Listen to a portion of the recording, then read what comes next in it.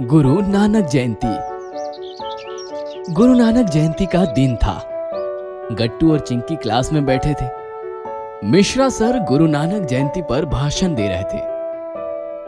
बच्चों, आज गुरु नानक जी का जयंती उत्सव है। गुरु नानक जी का जन्म पंजाब में कार्तिक पूर्णिमा के दिन सन 1459 में हुआ था।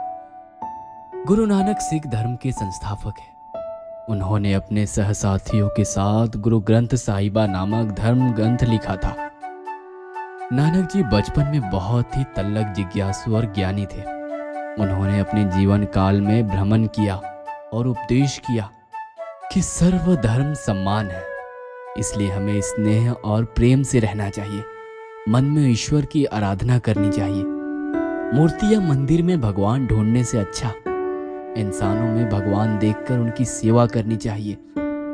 बच्चों, बहुत बड़ी सीख देकर गए हैं नानक जी। हम इंसान गुरु नानक जी और उनके जैसे महान आत्माओं की जयंती उत्सव धूमधाम से मनाते तो हैं, पर उनकी दी हुई सीख भूल जाते हैं। उनकी सीख समझना और व्यवहार में लाना, यही नानक जी जैसे महान आत्माओं को सच्चा अभिवादन होगा।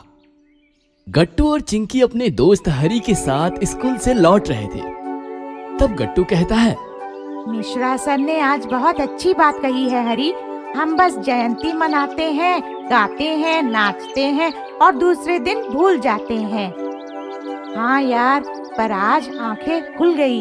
हम अब महापुरुषों की जयंती कुछ अलग ढंग से मनाएंगे।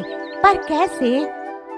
हम उनका साहित्य पढ़कर, उनके विचार समझकर, जैसा वो चाहते थे वैसा बर्ताव तो कर ही सकते हैं ना।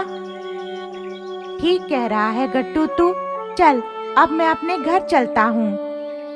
ऐसा कहकर हरी निकल जाता है और गट्टू चिंकी भी अपने घर आते हैं। बच्चों, आगे तुम चलो, फटाफट तैयार हो जाओ। आज गुरु नानक जयंती है, हमें तैयारी भी तो करनी है।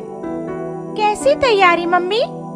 अरे भाई, बहुत कुछ करना है। गुरुद्वारा जाना है, शोभा यात्रा में शामिल होना है। चलो चलो।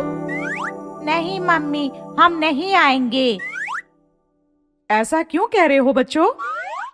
मम्मी, आज मिश्रा सर कह रहे थे कि हमें महापुरुषों के जयंती उत्सव पर उनके विचार जानने और समझने चाहिए और उन्हें व्यवहार में लाना चाहिए।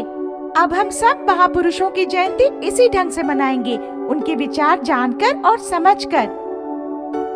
वाह बेटा, ये तो बहुत अच्छी बात सीखी है तुमने। आज सच में महान पुरुषों के विचारों और उपदेशों को समझकर उन्हें व्यवहार में लाने की आवश्यकता है।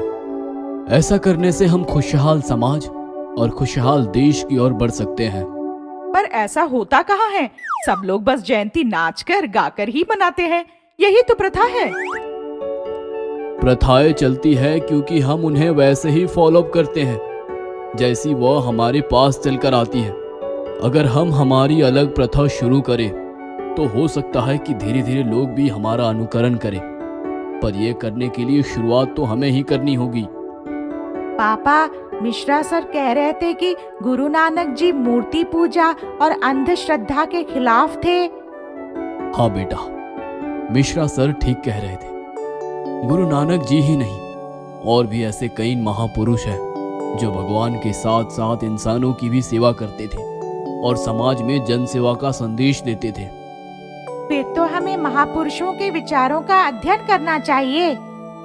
हाँ बिल्कुल ठीक। तो चलिए, आज हम नानक जी के ग्रंथ गुरु ग्रंथ साहिबा का सामूहिक पठन करते हैं। उनके आध्यात्मिक तथा अन्य विचारों को जानने का प्रयास करते हैं। पर आपको तो गुरुद्वारा जाना है, शोभा यात्रा में शामिल होना है। कोई बात नहीं, हम गुरुद्वारा कल चले जाएंगे। क्यों जी, ठीक कहा ना मैंने?